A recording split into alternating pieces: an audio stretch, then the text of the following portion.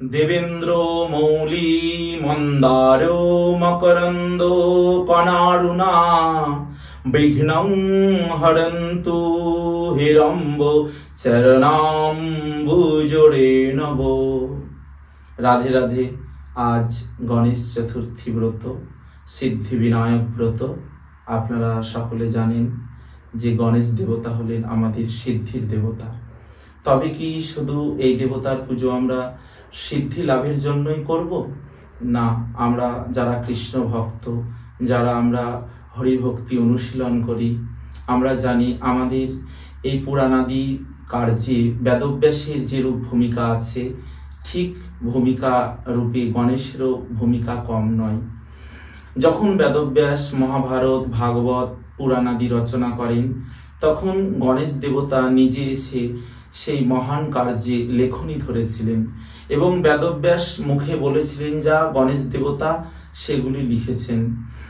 সেখানে গণেশ দেবতাও বলছেন যে ভগবানের অনন্ত লীলা, অনন্ত মহিমা আমি 4 হাত দিয়ে লিখেও কখনো ভগবানের অনন্ত মহিমা, অনন্ত লীলা শেষ করতে পারবো না।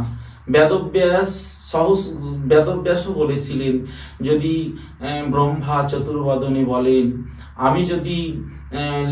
আমি যদি রচনা করি আর আমি যদি ভগবানের লীলা বর্ণনা করি, আর মা ধরিত্রী যদি লেখার পাতা হয়, আকাশ মা সমুদ্র যদি কালি হয়, তাহলেও ভগবানের লীলা বর্ণনা করে শেষ করা যাবে না। অতএব গণেশ দেবতা যে মহান কার্য, আমাদের ভগবত কথা বা হরি কথা আমরা শ্রবণ করি, সেখানে গণেশজির মহিমাও কম নয়। গণেশজি নিজে এই পুরাণ আদি রচনার কার্যে লেখনী ধরেছিলেন।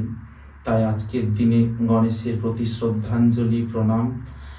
যার যেমন সূর্য অন্ধকারকে বিনাশ করে, তেমনি যার চরণ কমল স্মরণ করলে সম্পূর্ণ বিঘ্ন নাশ হয়, সেই গজানন দেবতার জয় হোক। তার চরণে প্রণাম জানিয়ে আজকের সংক্ষিপ্ত আমাদের ভিডিও।